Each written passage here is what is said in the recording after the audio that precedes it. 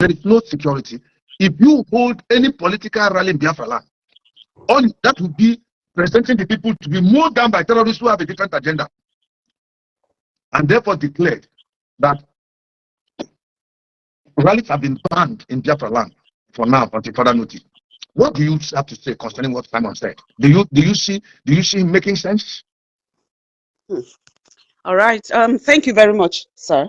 I actually appreciate greatly our spokesperson, the dragon himself. He's a man full of wisdom. He's full of wisdom. When I look at him and I listen to him, and hear his decisions, I can only see so much wisdom from God. Amen. You know, to be able to handle things Amen. that are happening. And you see that his decisions all along, his decisions are actually leading us to the right direction. And that's why I'm very sure that we are on the right track. And just as he said that in 2023, we are getting Biafra, I am convinced that it is exactly so. And it's going to be so. And so I appreciate him so much and all that he's doing. And coming to your question, if what he had said, that there should be no gathering, yes, of course, because we all watched. Yesterday was, from Sunday was actually a very sad day for all Biafrans. How our brothers and sisters were hashed down by these Fulani terrorists. And to think that we have governors, not just in the state, but we have governors in the Southeast. We have politicians. We have House of Rep. We have those in House of Senate. We have whatever they call themselves. We have title holders. We have the chiefs. We have all manner of people that occupy one position or the other. And recently we heard the voices of these people, even some that we've never heard for once, because of our sit at home. It was like their masters, their handlers just propelled them. You have to speak out now. You have to speak against it. And we started hearing voices of those we've never heard before, crying against sit at home. But to our amazement, this level of genocide that took place in Ahamunfu, none of these people, not even the governor, nothing. We heard nothing from the Ohaneses. We heard nothing from those in House of Rep, those in House of Senate, the commissioners, or whatever titles they hold. None of them spoke against this genocide. None of them cried out. None of them made a statement. There was no press statement. There was no hidden statement. There was no whatever form of expressing dissatisfaction or displeasure against this genocide. It was disheartening. It was disheartening. And so that goes to tell the Biafran people that, you know what, these people are not for you. Exactly. They are not there for your interest. Even the shouting that they shouted against sit at home was not because they love you. No, these people don't love you. They don't care about you. Exactly. It is all about their own personal interest. It is all about their personal interest. It's all about what they will get. It's all about what the Fulanis are telling them. It's all about their political interest and their political career. That was just why all of those voices came out. They felt threatened with the sit at home. That's right. Because but then, if they love you for staying during the sit at home, why don't they shout against the killing of people? Which one is more gruesome? Sit at home for 5 days and be alive and be free, than you being shot, butchered, and killed, and none of them is talking. But they were raising their voices and talking. Which one? And it's so sad. If we had sit at home on that Sunday, of course, these people wouldn't have been killed. Exactly. They were killed and they over 100 persons. Not to obey the sit at home order. Yes. They would have told them yes. not to obey that you are punishing people. And now on Sunday there was no sit at home. They went out, they butchered them. The legislators are not talking.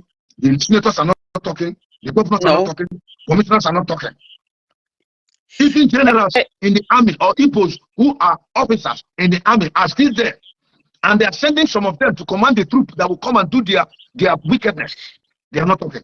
They want to preserve their position, their job, their rank.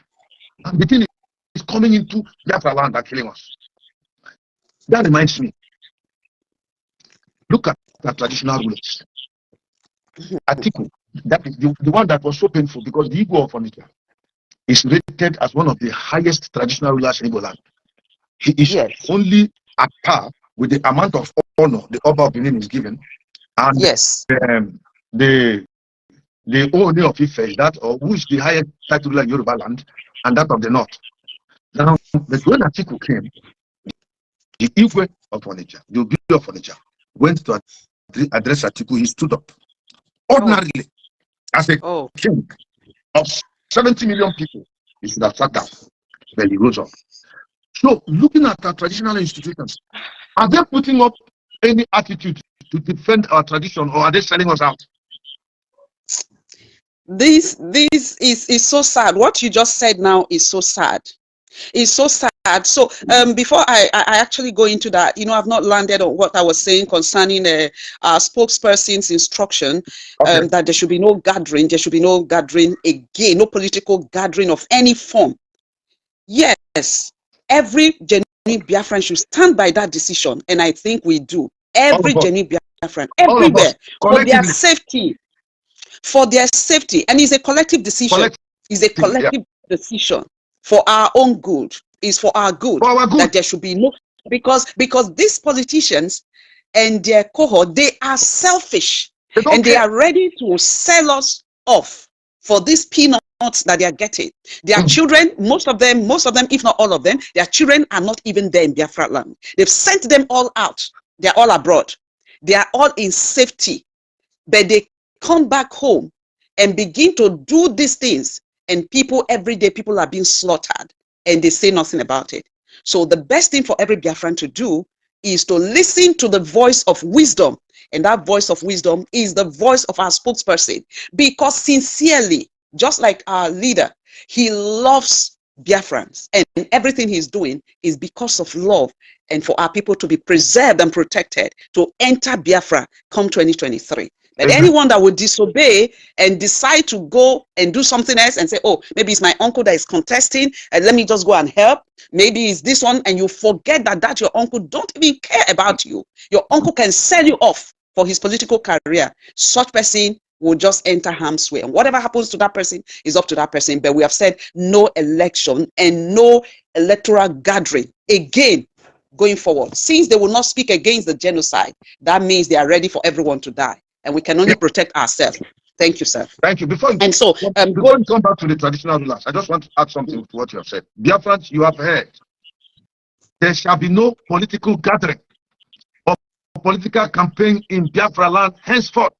The reason being that if on Sunday in your houses, they could come and mow you down with bullets, hack you with knives and kill you. Your governors are not saying anything. How much more when you are gathered? When you will just be vulnerable to any attack, they will kill you in hundreds of thousands. And to safeguard your life so that you can live and see 2023, you can live and see Biafra. Don't go out. Listen to what Simon Eber has said. There shall be no political gathering or campaign in Biafra land until further notice. Until further notice. Any ear that does not listen, when they will cut off the head, the ear will go with it. For any fly that does not listen to instruction, follows the dead body into the grave, and they bury both of them there. Don't now come out and say, allow me, it's my right to go and vote for somebody. When you go out, they will kill you. I know when they kill you, know what they will say? That it is IPOB autopilot. That's what they will say. They will kill you. Stay at home, and nothing will happen to you. Because God is giving us instructions. He's in this battle with us. Yes, don't be, let's listen in respect to traditional leaders. What is your take? The OP of Onitsha. Apart from the fact that there was a comment that Atiku made, he said it's the stepping stone to Igbo presidency. Pastor, is actually very sad that not only have our leaders have sold us. Now political leaders have sold us off. Traditional leaders have also sold us off. They have sold off our dignity. They have sold off our prestige. They've sold off the honor of the Biafran people. They have sold off everything, every secret. Let me put it that way. The secret that we had, they've sold it all off to these Fulanis. I don't know what they gave to them, but I think because it has become, it's no longer what it used to be. that is just hereditary. You come in, everybody respects you. You are now the traditional leader. It's passed on to the other person, and everybody respects you. Everybody listens to your voice. I understand, and I know that these days they buy it. They buy a traditional stool. It's no longer that, oh, it's by inheritance, so you had it. You can use money and buy it. And those that maybe had it hereditarily, they are trying to also protect what they have so that they will not be dethroned. So that they will not be dethroned or sidelined, that they are no longer important, and they raise some other person to be doing what they would have done and start working with that person. And so it seems there's something they are protecting. If not, how would someone like the Obi of Onitsha stoop so low and oh my God, for just a mere presidential aspirant, somebody that is so dignified, so revered, so respected, would just stand and do that? That was a slap. That was a slap on the face of to all Biafrans. Yes, that was a huge slap. That was a huge slap, because it's not the Oba of Benin. I don't think would do that. That was a slap. Can you approach him? That was a slap, and that's why they are treating us the way. It's like we've seen you all. What is there? We have seen you all. We have given you people money.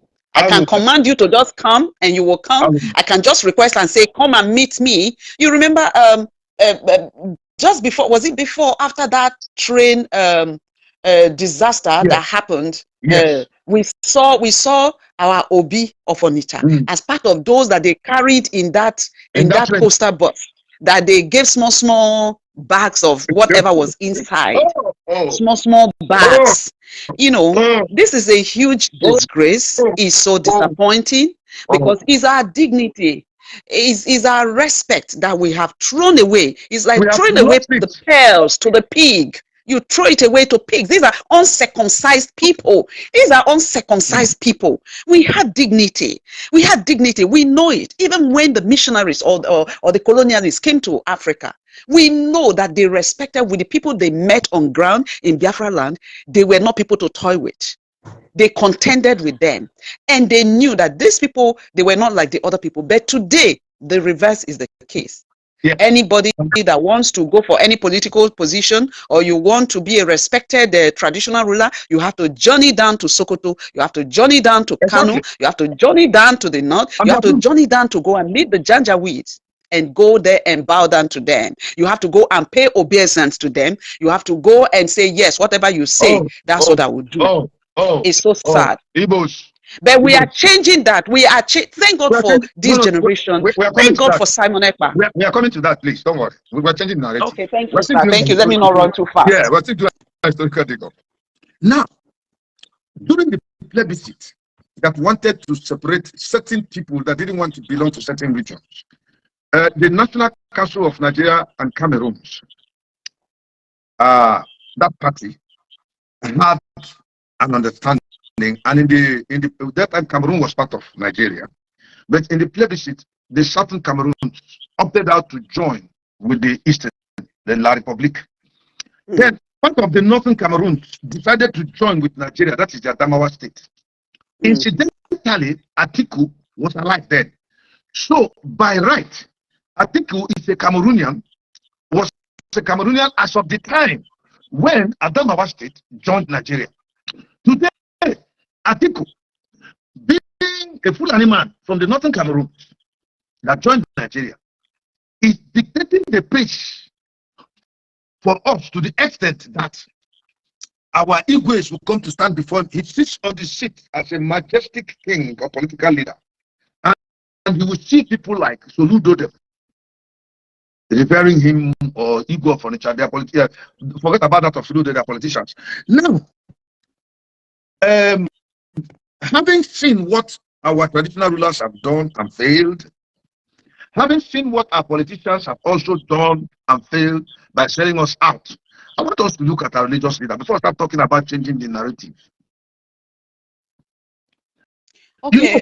I'm coming. You know, Nigeria effectively or technically stopped existing as an entity in 2014 because according to the agreement they had, which we were not signatory to, there were 6 of them that signed that signature. that by after 100 years, any part of the country that does not feel comfortable with it is free to leave through a referendum. Okay, so by reason of that, even if Nigeria was working, technically that should be revisited. But in a situation now that Nigeria is not working, and Nigeria as an entity is a lie, and the attitude of those who are ruling Nigeria have consistently killed, suppressed Christians, like you rightly pointed out earlier, that those who are being killed in Kaduna are Christians, ethnic people, ethnic, indigenous people, mostly Christians. The same thing with Benue, mostly Christians. In Enugu State, mostly Christians. And right now, I am not saying all of them. When I talk about the clergy, I am making reference to those who are very, very popular. And I give you an example. You have Dr. Paul Enenche of Dunamis International Gospel Center. His brother was the spokesperson of the Nigerian soldiers who came and attacked Mazi Nnamdi Kanu's house in Operation Python Dance. He was defending Nigerian government. Later on, some few months ago, he confessed that he had to say what he said because he was in the office. Right now, he is one of the campaign leaders in P2P's political campaign movement, Dr. Paul Enenche's brother. Number two, the other church, Anselm Madbuko in Lagos. He called P2P and prayed for him. Now, if we are blaming the traditional leaders of selling out and the politicians also of selling out, what about the religious leaders whose members also are being killed, or the members of their relatives are being killed? They are seeing the raping, the destruction on a constant basis, and seeing the unworkability of Nigeria. What do you say about them calling Obi and praying for him to become the president of Nigeria? Knowing fully well, Obi has no program for us here to truncate the Biafran project. What do you have to say about them? I want you to be bold in this issue. Yes. Yes, sir. Yes. You know, someone met me last week. We just got talking, and she excitedly said, "Oh, that apparently she was so excited. She was so excited. She was talking about P2B as being the solution, and was talking and talking." I said, "Excuse me, I don't understand you." I asked, I said, "How is he the solution?" She just said, "Oh, because I'm so full of joy. I'm expecting that when he gets into office, he is going to help release MNK. Because I am for MNK. And I'm hoping that when he gets there, he will help to release him. So that's why I'm just putting my head in this business." I said, "Wow, really?" I said, "You are not thinking right." I said, "Something is wrong with your reasoning." I started dissecting, enlightening her. And when I was done talking to her, she became very moody. She became very, very quiet. She said, "I've never thought of it this way. I have all along, I've been thinking that he was going to help release him." And I said to her, I said, "He's the last person that will ever want to release him." The last person. I said, "He's the last that will want to release him." I said, "Do you understand me?" She said, "Yes." I said, "Okay." So her excitement died down. Why am I using this example? I want to think that some religious leaders that are calling this man, P2B, to pray for him, they may be lady, that the solution to the problem of Nigeria will be solved by him. They may be hoping, they may be thinking, comparing all the people coming out and say, "Okay, maybe this will be a better one," especially this coming from Southeast. This may be the best person. When you're looking at everyone, that may be their mindset. I'm just saying, for some of them that are conducting this prayer, they may have assessed the people and said, "Well, the devil is better than, let me just pick this one." And they just decide to, yes, and say, "Okay, let's just pray for this one and see if the Lord will use him, if the Lord will change him, maybe the Lord will do something, let's keep praying." That could just be why they are doing what they are doing. They may not even understand what we are saying, that the problem of this country is systematic. Yeah. It isn't a function of who is there. No. It's not a function of who becomes the president. Exactly. It's not a function of who handles any of the offices. It is far from who. It isn't the who. They do not understand this. They don't understand this. And so I want to believe that for so many of them, this may just be their problem.